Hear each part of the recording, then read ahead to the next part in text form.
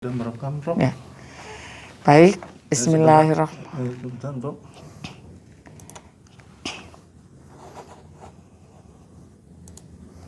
Tiga, dua, satu.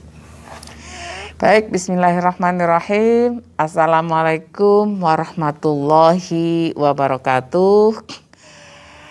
Teman-teman mahasiswa program Doktor Pasca Sarjana Universitas Negeri Jakarta yang mengambil mata kuliah Filsafat Ilmu Lanjutan. Selamat datang di Pasca Sarjana Universitas Negeri Jakarta, salah satu mata kuliah yang ada di dalam program studi doktor adalah Filsafat Ilmu Lanjutan.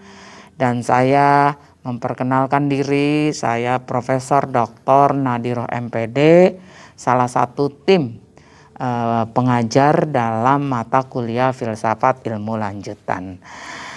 Untuk perkenalan pagi hari ini, siang hari ini, sore hari ini, kita tidak mengenal ruang dan waktu, kita tidak mengenal lagi kapan siang, kapan malam, kita bisa belajar kapan saja. Alhamdulillah kita ambil hikmahnya di situasi pandemi, namun kita selalu harus waspada pada protokol kesehatan, kita selalu adaptasi kebiasaan baru.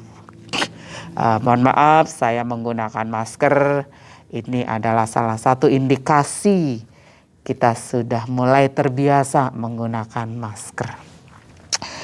Yang saya mau sampaikan di awal perkuliahan ini, mengapa kita harus mempelajari filsafat ilmu lanjutan. Ibu dan Bapak, teman-teman sekalian yang telah hadir dari seluruh pelosok tanah air, yang menggeluti ilmu di Pasca Sarjana UNJ, kita harus mulai melakukan refleksi bahwa meskipun teman-teman sudah mencapai puncak pendidikan doktor, kita harus selalu belajar. Karena apa? Di dalam filsafat itu bahwa pengetahuan yang kita miliki itu baru sedikit, dan meskipun kita belajar lagi masih sedikit gitu. Kita gali lagi belum banyak, dan seterusnya. Sampai kapan?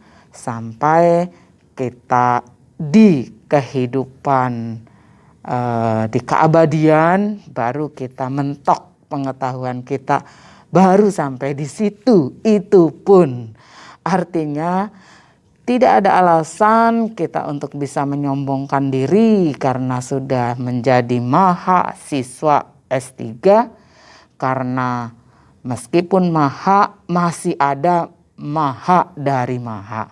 Ada langit di atas langit. Nah, inilah salah satunya mengapa kita belajar filsafat, agar kita belajar dari filosofi padi. Padi itu makin berisi, makin merunduk. Artinya, coba sesungguhnya kita belajar apa itu, bagaimana, mengapa, dan untuk apa. Yang disebut dengan ontologi, epistemologi, dan aksiologi untuk setiap pengetahuan. Nah, di sini di awal perkuliahan kita coba belajar hakikat filsafat dan metafisika. Hakikat di sini bukan hakikat yang sesungguhnya, tapi hakikat tanda kutip. Karena kalau hakikat yang sesungguhnya tidak akan mampu kita pelajari dengan ilmu pengetahuan, tetapi bisa dipelajari dengan ilmu. Ya, ini nanti ya, ilmu, tapi bukan scientific knowledge, tapi ilmu, gitu ya. Baik, kita coba dulu apa sih berfilsafat. Nah, ini kita kutip dari buku Yuyun Surya Sumantri. Berfilsafat bukanlah sekedar mencari jawab, melainkan mengajukan pertanyaan yang tepat. Bila kucing meloncat ke meja makan, jangan kau tanya, "Sudah cuci tangan?" Sebab jikapun dia mengeong ke dapur, bukan berarti menjawab belum. Mungkin saja dia mengumpat, dasar makhluk buta filsafat. Ya, ini kenapa saya tertarik referensi dari bukunya Yuyun Surya Sumantri, karena menyampaikannya dengan ringan gitu. Tapi kalau teman-teman gali secara mendalam, ini adalah kritik yang tajam. Kita kadang-kadang berpikir sebab akibat pada hal yang tidak tepat. Nah, itulah bagaimana cara berfilsafat. Kita mulai evaluasi diri. Sesungguhnya seperti apa sih gitu ya, melek filsafat, jangan sampai kita buta filsafat. Mengapa pengetahuan filsafat itu dipentingkan? Karena filsafat itu dia melewati batas rasional dan empirik. Ya, apabila kita mempelajari pengetahuan yang melewati batas rasional dan empirik, maka kita sesungguhnya sedang belajar tentang pengetahuan metafisika. Kita belajar dong, kita harus benar dong. Padahal itu baru sebagian kecil itu kata-kata tadi. Objektif, rasional, benar. Itu baru sebagian kecil. Karena ada kebutuhan-kebutuhan lain yang melewati beyond, lebih tinggi dari rasional, lebih tinggi dari empiris, lebih tinggi dari kebenaran relatif. Yang tadi saya sebut hakikat mungkin sekarang ini baru tanda kutip, tapi hakikat yang sesungguhnya adalah Tuhan yang Maha Esa, Allah Subhanahu wa Ta'ala, sumbernya ilmu, sumbernya pengetahuan apapun yang ada di bumi dan di langit. Pengetahuan ini dapat membentuk karakter. Nah tadi, kenapa metafisika dulu yang kita pelajari, bukan pengetahuan rasional dulu? Kita karakternya kita bentuk dulu. Ibu dan Bapak, teman-teman sekalian, mohon maaf kebetulan saya beragama Islam, mungkin yang beragama lain mungkin juga ada terminologi, ada ritual-ritual, ada pembacaan Alkitab dan lain-lain. Kalau di dalam Islam, kalau mau mempelajari Al-Quran, itu pertama sekali itu dia tidak langsung ke Quran besar, tetapi yang kecil, juz ammah. Kalau di Jawa itu namanya turutan. Turut itu nurut gitu, nerimo. Apabila kita menggali ilmu, mendalami informasi, belum apa-apa kita sudah resisten, kita sudah menolak, kita sudah tidak menerima, bagaimana ilmu itu akan masuk? Jadi pertama karakter dibentuk nerimo dulu, nerimo informasi dulu, disimak, direkam, dihayati. Jangan reaktif, jangan langsung dibantah, terima dulu, hayati. Itu yang disebut salah satunya membentuk karakter. Nah, karakter itu terbentuk dari mana? Asal mulanya dari kepribadian. Kepribadian itu salah satu contohnya begini. Apabila kita bertemu dengan orang atasan atau orang yang punya jabatan atau orang kaya, kita hormat banget. Tapi apabila kita ketemu sama orang biasa gitu kan, orang awam, kita apatis, kita cuek. Nah, itu kepribadian. Jadi rubah-rubah dia. Tergantung siapa yang kita hadapi gitu. Tapi rubah-rubah menurut saya kurang pas ya. Harusnya menghadapi siapapun kita tetap santun, tetap saling menghargai, tegur sapa sebagai budaya Indonesia. Tapi sekarang ini kelihatannya di era milenial ini, apalagi yang tinggal di apartemen, antar tetangga itu nggak kenal, ya memang nggak kenal gitu kan. Di lift pun tidak ada senyum gitu kan, bahkan tatapan mata satu sama lain pun nggak ada gitu. Ada pun relung atau air wajahnya cembetut gitu. Nah ini bagaimana gitu kan, filsafat ini, metafisika ini sepertinya sangat dipentingkan untuk melakukan revitalisasi pembentukan dari kepribadian yang seperti tadi, yang kurang pas menjadi yang pas, dan selanjutnya membentuk karakter. Dan apabila karakter itu terus diasah, maka menemukan jati diri. Jati itu pohon jati. Pohon jati itu kuat. Jadi kalau teman-teman sudah punya jati diri, itu seperti Mercy dia. Seperti Mercy. Mercy itu lambang adversity question. Pernah saya punya pengalaman, supir saya itu membawa Mercy, tapi Mercy jadul, bukan Mercy yang mahal, Mercy yang murah lah gitu ya. Karena saya penasaran gimana sih rasanya Mercy, ternyata enak sekali. Nah, di jalan tol dia 140. Kemudian satu ketika dia meletus bannya. Duh, gitu. Dia itu tidak oleng, tidak mengganggu penumpang. Tetap dia stabil. Wow, ternyata terbukti. Mercy, meskipun Mercy itu lama, ternyata terbukti. Begitu pula kalau dia ditabrak mobil lain, dia nggak penyok dia. Nggak seperti, maaf, saya nggak usah sebutin mobil lain ya. Nah, kalau yang jelek kan kita nggak usah sebutin. Mobil lain aja deh, gitu kan. Itu penyok.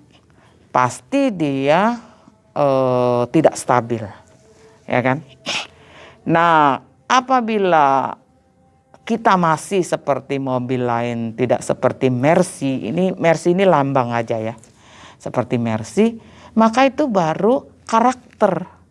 Lebih penyok lagi, naik turunnya pagi hari tahu, malam hari tempe, siang hari dele gitu kan, rubah-rubah gitu kan. Nah itu kepribadian, ya, kepribadian yang labil.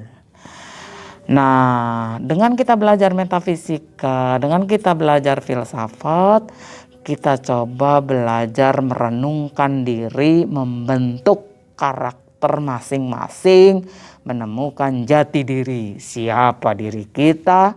Apakah diri kita sudah menjadi manusia atau belum? Loh, kok kita menjadi manusia atau belum? Ya, meskipun wujud kita manusia, seringkali atau kadang-kadang di TV itu kok tidak seperti manusia ya, gitu kan? Berita-berita kriminal, berita-berita yang negatif, kok tidak seperti manusia ya? Ya memang belum manusia apabila belum menemukan jati diri.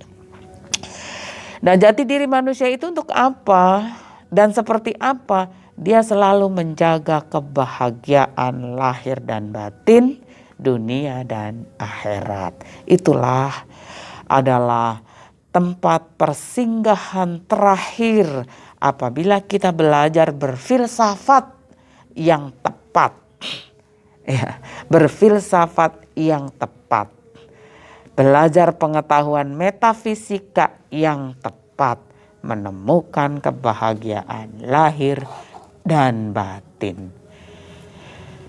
Maknanya apa? Nah, ini di bukunya Pak Yuyun Surya Sumantri juga. Tuhan mempunyai 100 cinta. Nah, mungkin istilahnya di agama Islam 99 Asmaul Husna. Ya kan? 99 dipegangnya sebagai Asmaul Husna. Dan 1 disebarkannya ke seluruh dunia ciptaannya. Nah, 1 itu apa? Yaitu Ar-Rahman dan Ar-Rahim. Nah, sebenarnya ini tulisannya Yuyun Surya Sumantri. Nah, kritik terhadap tulisan itu sebenarnya kata kunci, nggak usah dulu 99 Asmaul Husna kita miliki gitu ya. Ya kan, kita miliki 1 saja dulu, kasih sayang. Maka yang lain-lain mudah-mudahan akan ngikut gitu ya. Bukan maha adil, adil. Ya kita sepertinya nggak mungkin gitu ya, tapi ya kenapa enggak gitu kalau memang kita berusaha gitu kan. Karena kalau yang namanya 99 Asmaul Husna udah pasti dimiliki oleh Tuhan Yang Maha Esa, udah pasti itu. Tapi bagaimana manusia belajar mencontoh sifat-sifat itu meskipun setetes begitu, meskipun berapa mil. Nah, alangkah indahnya gitu kan. Artinya jangan sampai kita ya 99 itu kan punya Tuhan, ya kita kan manusia ya seperti ini. Enggak gitu. Kita harus coba mencontoh, memberikan cinta, kasih sayang terhadap diri sendiri, terhadap keluarga, terhadap lingkungan. Hablum minallah, hablum minanas, hablum minal alam. Mencintai binatang, mencintai tumbuh-tumbuhan, dan mencintai benda-benda yang menurut kita mati. Sebenarnya benda-benda itu dia hidup. Misalnya kayak batu. Hidup itu dalam arti bukan punya nyawa, tapi dia punya hak untuk dimanfaatkan untuk hal-hal yang positif. Termasuk baju. Baju kita tumpuk di lemari bertahun-tahun, tidak kita pakai. Kalau dia bisa berbicara, dia mengatakan, kenapa saya tidak pernah dipakai? Mungkin bisa juga berbicara, cuman kita tidak bisa mendengar gitu ya. Nah, itulah kita coba meneropong, itu yang disebut dengan metafisika. Kalau seandainya dia seperti kita, seperti saya, mungkin dia akan bertanya. Jadi bagaimana belajar bisa merasa yang kita rasa. Jadi merasakan apa yang dirasakan orang lain, merasakan apa yang dirasakan oleh makhluk-makhluk hidup di muka bumi ini. Kita coba jaga agar kita menjadi khalifah fil ard. Kemudian saya teruskan dari bukunya Pak Yuyun Surya Sumantri. Dari 1 cinta yang tersebar itu bahkan, nah ini dia, seekor kuda akan mengangkat kaki agar tidak menginjak anaknya. Ibu dan bapak, teman-teman sekalian, bayangkan kalau ada seorang istri, ada seorang suami, ada seorang ibu, sebaliknya daripada apa yang dilakukan oleh seekor kuda. Jadi sebenarnya seorang ibu, seorang bapak, seorang suami, seorang anak yang sebaliknya daripada seekor kuda, sesungguhnya manusia atau bukan? Nah, ibu bapak sendiri yang bisa menjawabnya. Yang ada di TV-TV itu loh. Baru-baru ini ada pengusaha atasan dibunuh oleh bawahan. Subhanallah, luar biasa biadabnya sosoknya manusia, tetapi hatinya dipertanyakan, sudahkah dia memang manusia atau bukan? Yang pasti ya bukan kalau begitu. Oke, Ibu dan Bapak, sampai di sini ada pertanyaan. Jadi belajar berfilsafat itu Ibu dan Bapak belajar menyimak, belajar mendengar, juga belajar berbicara untuk punya ide-ide berpikir yang rasional, empiris, dan metafisika. Karena yang kita pelajari bukan filsafat murni, tetapi filsafat ilmu. Nanti filsafat murninya dilanjutkan di rumah, renung-renung, tapi sebagai doktornya bermuara pada ilmu pengetahuan baru yang akan diteliti di dalam disertasinya.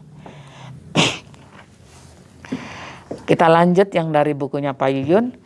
Sepasang kekasih karena waktu telah menjadi tua, menjadi rapuh dan sakit-sakitan. Di balik itu ada sesuatu yang tidak berubah dan lestari. Kasih sayang yang telah kita terima dan kita syukuri yang membuahkan kehidupan yang sebenarnya. Cinta ini mendekatkan pada Sang Pencipta alam, Tuhan yang Maha Esa. Kehidupan telah diberikan pada kita tanpa pernah kita minta. Namun kemudian perlahan-lahan kita bentuk sesuai dengan pilihan kita. Pengalaman yang dilalui bersamanya, ya bersamanya itu bisa keluarga, bisa teman, menjadikan kita belajar mencintainya. Dan cinta itu adalah jelas milik kita. Kita mulai mencintai kebenaran, kebaikan, dan keindahan.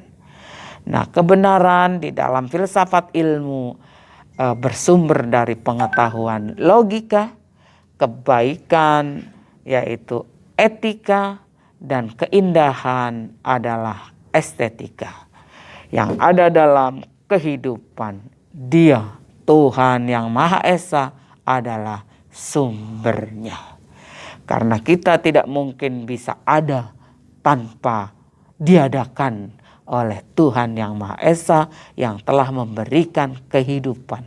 Dan Tuhan ada di dalam diri kita dan dekat sekali. Hanya kita tidak mengetahui dan tidak merasakan, bahkan cuekin gitu loh, nggak peduli bahwa Tuhan itu ada dalam diri kita. Dan kita tidak pernah menghadirkan Tuhan di dalam hati kita, sehingga manusia-manusia kehilangan akal sehat, kehilangan rasa, dan kehilangan hati nurani. Dia bertindak tidak lagi seperti manusia. Uang tidak bisa dibalas cinta. Cinta dibayar dengan cinta. Kita dapatkan cinta itu gratis seperti oksigen yang kita hirup. Disitulah letak keadilan Tuhan yang sebenarnya. Cinta itu benda bebas bagi orang yang mau mencarinya. Kekayaan batin manusia, ikhlas, syukur, dan tawakal. Mereka tumbuh berlimpahan bagi orang yang mau memetiknya. Makna kehidupan dan makna yang kita berikan dalam kehidupan itulah milik kita. Realitas kehidupan adalah kebebasan dalam memilih. Realitas diri kita adalah totalitas pilihan makna yang kita berikan. Contoh, pengetahuan itu, contoh pengetahuan subjektif.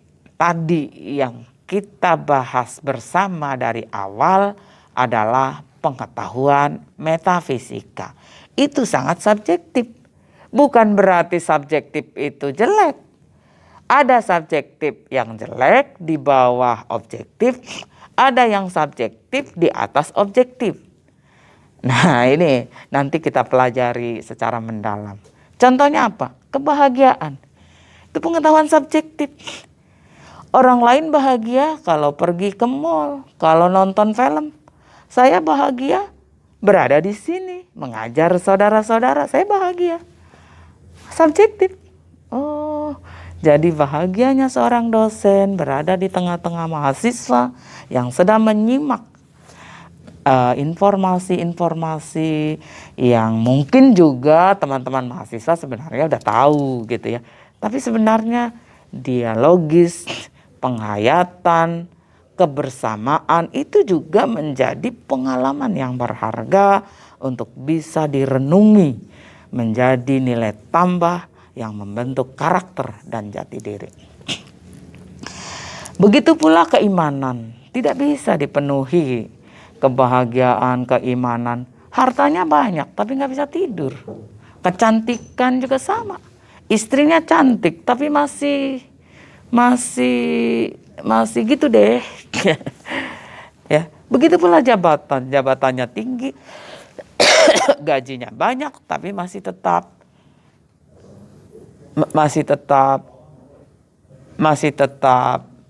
apa ya, mencari-cari, mengindikasikan keserakahan dan seterusnya dan seterusnya.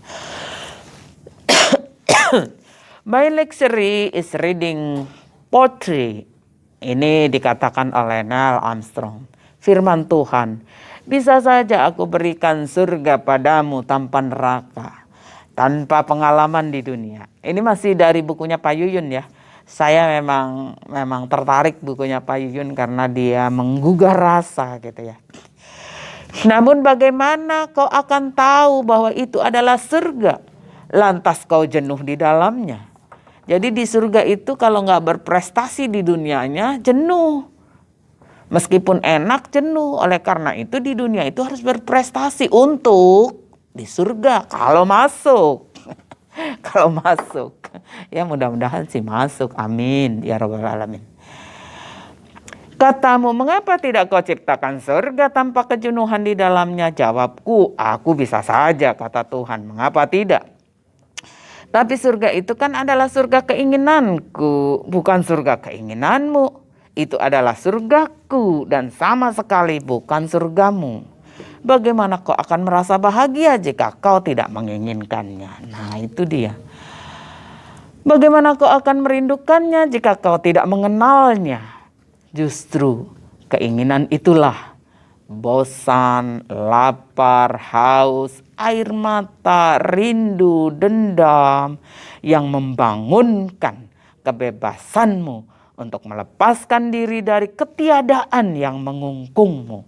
Sehingga kau menemukan siapa dirimu, jati dirimu, kemerdekaanmu yang selalu bahagia berada di sisinya Tuhan yang Maha Esa sepanjang hari, sepanjang minggu, sepanjang bulan, sepanjang tahun. Siapakah dia? Dia adalah orang yang beriman. Dia adalah orang yang bertakwa. Dia adalah orang yang ihsan, karomah. Ya, mungkin itu yang bisa saya sampaikan. Silahkan direnungkan, silakan dihayati. Nanti kita bisa diskusi di lain kesempatan. Mohon maaf jika ada yang kurang berkenan. Assalamualaikum warahmatullahi wabarakatuh.